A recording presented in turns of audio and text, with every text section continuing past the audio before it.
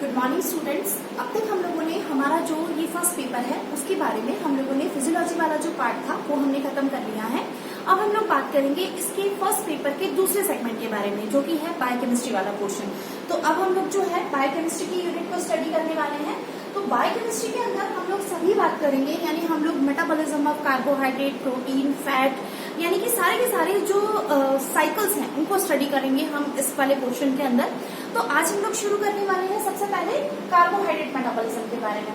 तो उससे पहले मैं थोड़ा सा आपको रिकॉल करवा दूं कि जब हम लोग फिजियोलॉजी वाला पोर्शन पढ़ रहे थे जिसमें हम लोग डाइजेस्टिव सिस्टम को स्टडी कर रहे थे, तो हमने क्या बात की थी कि जो भी हम लोग खाना खाते हैं उसके 3 कंपोनेंट होते हैं, है ना। यानी खाने के अंदर 3 अलग अलग कंपोनेंट्स हो सकते हैं, it may be more, but जो मेजर कंपोनेंट है वो कौन से होते हैं? कार्बोहाइड्रेट होता है, प्रोटीन होता है और फैट होता है। यानी हमारा खाना जो है इनसे मिलकर बना होता है।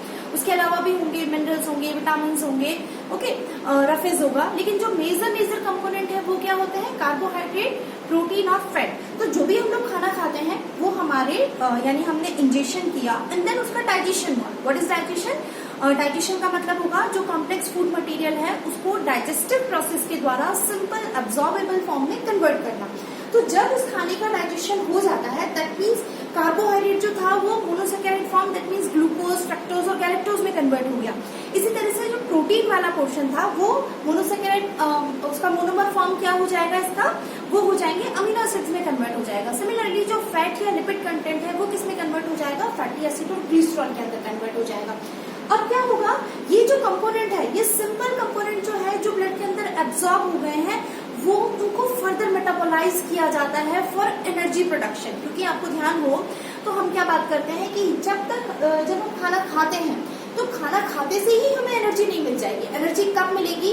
कि जब डाइजेशन प्रोसेस हो जाएगा, डाइजेशन के बाद असिमिलेशन हो जाएगा, दैट मीन्स जो डाइजेस्टेड कंटेंट है वो एब्जॉर्ब हो जाएंगे ब्लड के अंदर और पूरी बॉडी में असिमिलेट हो जाएंगे, दैट मीन्स डिस्ट्रीब्यूट हो जाएंगे। और उसके बाद उस फूड का ऑक्सीडेटिव मेटाबॉलिज्म होगा। उस ऑक्सीडेटिव मेटाबॉलिज्म की वजह से हम एनर्जी करेंसी बना पाते हैं। एनर्जी करेंसी किस फॉर्म में होगी? Of course it is in ATP form, है ना। एडिनोसिन ट्राइफॉस्फेट की फॉर्म में वो एनर्जी जनरेट होती है, जिसे हम लोग अलग अलग प्रोसेसेस के लिए, हमारी वर्किंग के लिए, हमारी बॉडी के फंक्शनिंग के लिए हम लोग यूज करते हैं। तो आज हम लोग सबसे पहले बात करेंगे कार्बोहाइड्रेट मेटाबॉलिज्म के बारे में। तो व्हाट इज कार्बोहाइड्रेट मेटाबॉलिज्म? देखिए, the major function of carbohydrate in metabolism is as a fuel। क्या मतलब हुआ? कार्बोहाइड्रेट जो है वो जनरली हमारी बॉडी में किसकी तरह काम करेगा? It act as a fuel. It is oxidize and provide energy for other metabolic processes.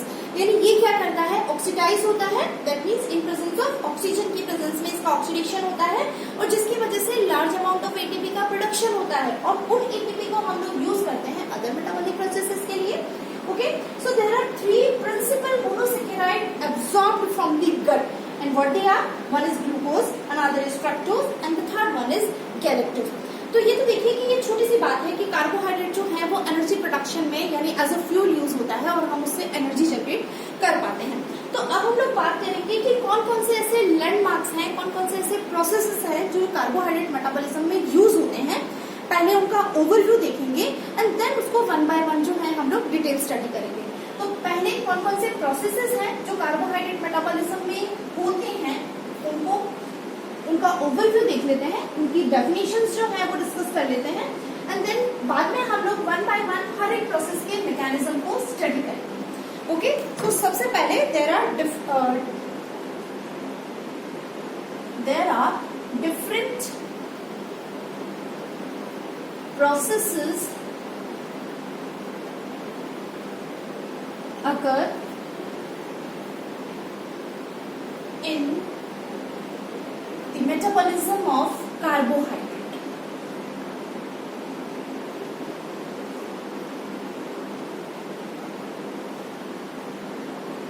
Okay, carbohydrate के मेटाबॉलिज्म में अलग अलग तरह के प्रोसेसेस जो हैं वो इन्वॉल्व होते हैं। तो वो कौन कौन से प्रोसेसेस हैं उनके बारे में बात करें। सबसे पहला प्रोसेस जो आता है वो है हमारा ग्लाइकोजेनेसिस। हमने पहले भी डिस्कस किया है, फिर भी हम लोग वापस से क्लियर करते हैं इनको। What is glycogenesis? अगर आपको याद हो तो genesis word is used for synthesis, है ना। ग्लाइकोजेनेसिस, सिंथेसिस तो इसका क्या मतलब होगा, ग्लूकोज से ग्लाइकोजन का बनना ही क्या कहलाएगा, ग्लाइकोजेनेसिस कहलाएगा। ठीक है, ग्लूकोज से ग्लाइकोजन का बनना ग्लाइकोजेनेसिस कहलाएगा, पहला प्रोसेस। दूसरा प्रोसेस आता है आपका, वो है ग्लाइकोजिनोलाइसिस।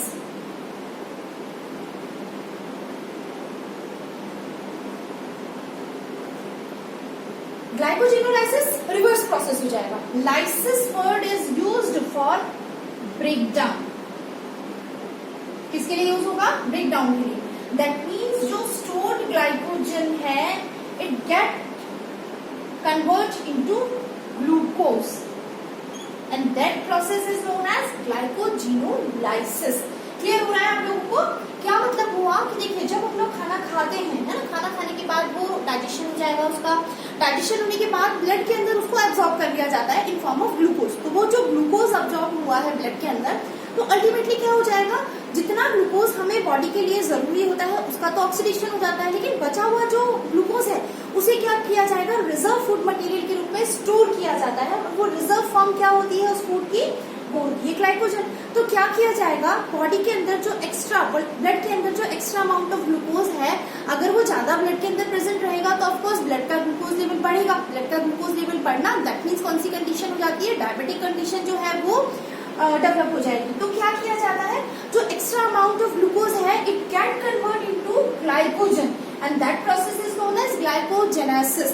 कहाँ होगा ये प्रोसेस, लीवर के अंदर होगा। ठीक है, तो लीवर के अंदर ग्लूकोज को ग्लाइकोजन में कन्वर्ट कर दिया जाता है। अब क्या हुआ, आपने बहुत समय तक खाना नहीं खाया तो क्या हो जाएगा, ये जो स्टोर्ड ग्लाइकोजन है, हमें तो एनर्जी चाहिए, हमारी बॉडी के सारे फंक्शंस को करने के लिए हमें एनर्जी चाहिए। तो हम क्या करेंगे, हम खाना तो खा ही नहीं रहे, तो खाना नहीं खा रहे तो उस कंडीशन में क्या होगा, ये जो स्टोर्ड ग्लाइकोजन है लीवर के अंदर वो किस में ब्रेक डाउन होगा, उसका ग्लूकोज के अंदर। और ये ग्लूकोज जो है फिर से ब्लड के अंदर आ जाएगा और ब्लड का लेवल, ब्लड के अंदर ग्लूकोज का लेवल बढ़ जाएगा और इस ग्लूकोज को यूज कर लिया जाएगा ऑक्सीडेशन के लिए और एनर्जी प्रोडक्शन के लिए। तो यानी कि क्या हो रहा है, ये प्रोसेस ही glycogenolysis process it also occur in liver. कहाँ होगा, ये भी लीवर के अंदर होगा। थर्ड प्रोसेस देखिए आप, glycolysis.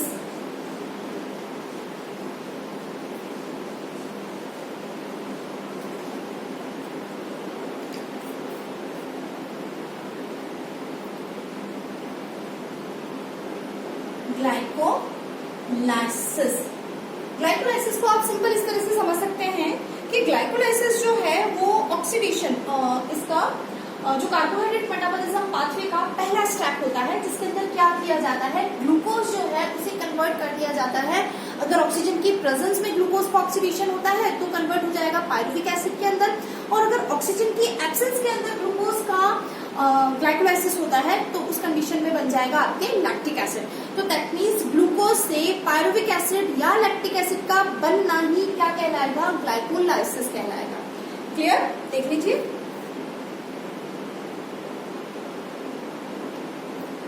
The oxidation of glucose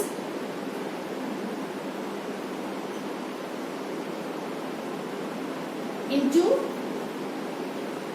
pyruvic acid or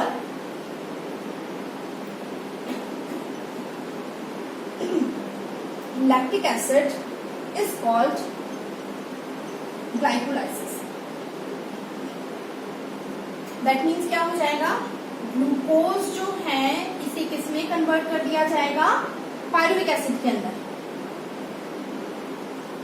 that means one molecule of glucose से ऑक्सीडेशन के द्वारा 2 मॉलिक्यूल ऑफ पायरुविक एसिड का निर्माण होगा and that process is known as glycolysis. कहाँ होता है ये, कोशिका के कोशिका द्रव्य के अंदर, यानी साइटोप्लाज्म के अंदर जो है ये प्रोसेस होगा। अब आप देखिए, this process is also known as Embden Meyerhof pathway. Meyerhof pathway, EMP pathway बोलते हैं अगर आपको ध्यान हो, तो this is known as Embden Meyerhof pathway और ग्लाइकोलाइसिस। नेक्स्ट प्रोसेस जो आता है वो है आपके, तो कार्बोहाइड्रेट मेटाबॉलिज्म का जो पहला स्टेप आता है वो आता है ग्लाइकोलाइसिस। दूसरा स्टेप जो है वो है oxidation of pyruvic acid into acetyl coenzyme A, और we can say conversion of pyruvic acid into acetyl coenzyme A। तो इसके अंदर क्या किया जाएगा, जो pyruvic acid है जो ग्लाइकोलाइसिस पाथवे के द्वारा बना है, ये किसमें कन्वर्ट कर दिया जाता है, एसिटाइल कोएंजाइम ए के अंदर कन्वर्ट कर दिया जाता है। क्यों कन्वर्ट कर दिया जाता है, देखिए होता क्या है कि हमारा जो कार्बोहाइड्रेट मेटाबॉलिज्म का पहला स्टेप होता है वो है ग्लाइकोलाइसिस। दैट मीन्स जो हमने ग्लूकोज एब्जॉर्ब हुआ है हमारे ब्लड के अंदर, वो पहले उसका कौन सा पाथवे के अंदर जाएगा, वो ग्लाइकोलाइसिस में जाएगा। That means 1 molecule of glucose जो है उससे 2 मॉलिक्यूल ऑफ पायरुविक एसिड जो है वो बनेंगे। उसके बाद हमारा सेकेंड स्टेप आता है वो है क्रेब्स साइकिल या सिट्रिक एसिड पाथवे। तो ये जो सिट्रिक एसिड पाथवे है या क्रेब्स साइकिल है, उसमें पायरुविक एसिड डायरेक्टली एंटर नहीं कर सकता। तो that means there may be some linkage step, है ना, इन दोनों के बीच में ग्लाइकोलाइसिस पाथवे और क्रेब्स साइकिल के बीच में एक लिंकेज स्टेप जो है वो होता है, and that linkage step is actually oxidation of pyruvic acid into acetyl coenzyme. That means ये पायरुविक एसिड जो है वो क्रेब्स साइकिल में एंटर नहीं कर पाएगा। तो इसका मतलब इस पायरुविक एसिड को किस में कन्वर्ट करना जरूरी है, एसिटाइल कोएंजाइम ए के अंदर कन्वर्ट करना जरूरी है। तो ये पायरुविक एसिड जो है वो इस लिंकेज स्टेप के द्वारा एसिटाइल कोएंजाइम ए में कन्वर्ट किया जाता है, और ये एसिटाइल कोएंजाइम जो है now it is ready to enter into the Krebs cycle. Okay, तो ये पाथवे क्या कहलाता है, it is also known as linkage step. Okay, फिर थर्ड आता है हमारा क्रेब्स साइकिल। क्रेब्स साइकिल और we can say citric acid pathway.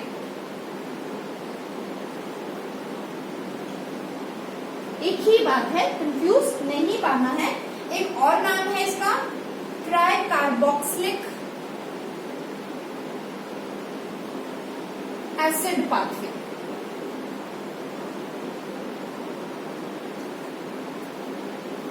ठीक है, क्या होगा उसके बाद, क्रेब्स साइकिल में एंटर करेगा। That means this acetyl coenzyme A now it is ready to enter into the next metabolic pathway which is Krebs cycles, or we can say citric acid pathway, or we can say tricarboxylic acid pathway।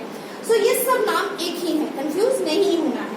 तो इसके अंदर क्या किया जाएगा, citric acid pathway जो है actually it is a common pathway for all the component of food। That means it is common for carbohydrate, fat and protein, और इसकी वजह से लार्ज अमाउंट ऑफ ATP का निर्माण होगा। कार्बन डाइऑक्साइड जो है एज अ वेस्ट प्रोडक्ट उसका निर्माण होता है, और साथ के साथ आपके NADPH जो है उनका निर्माण होता है। ठीक है, तो ये होगा क्रेब्स साइकिल और सिट्रिक एसिड पाथवे। उसके बाद जो है नेक्स्ट आता है आपके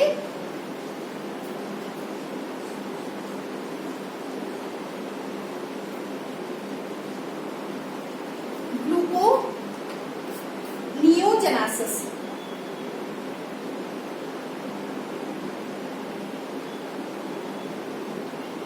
What is gluconeogenesis? That means synthesis, formation of glucose or glycogen from non-carbohydrate component is known as gluconeogenesis.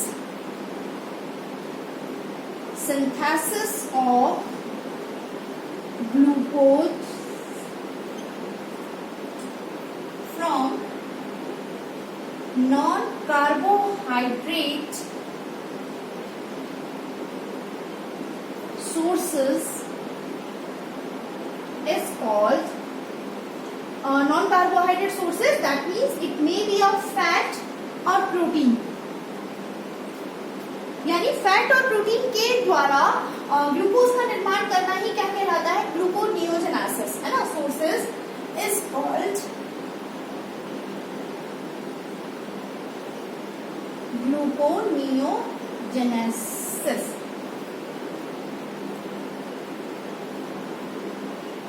Okay, तो नॉन कार्बोहाइड्रेट कंपोनेंट के द्वारा या सोर्सेज के द्वारा अगर हम लोग निर्माण करते हैं ग्लूकोज का, तो वो प्रोसेस क्या कहलाता है, ग्लूकोनियोजेनेसिस। उसके बाद आता है हमारा इलेक्ट्रॉन ट्रांसपोर्ट चेन, ETC बोलेंगे इसे, इलेक्ट्रॉन ट्रांसपोर्ट चेन, ईटीसी कहलाता है ये। तो ईटीसी के अंदर क्या किया जाएगा, जो आपके NADPH और FADH2 का निर्माण हुआ है, कहाँ पे होता है ये, क्रेब्स साइकिल के अंदर। तो इनसे further large amount of ATP का निर्माण होगा through electron transport chain.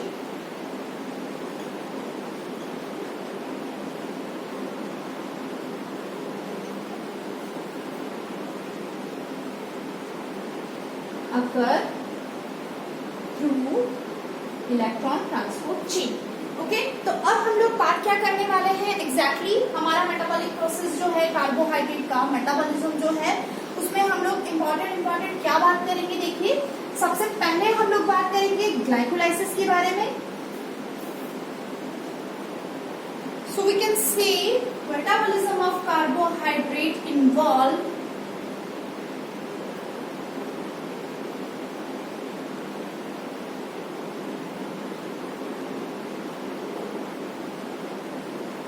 different pathway।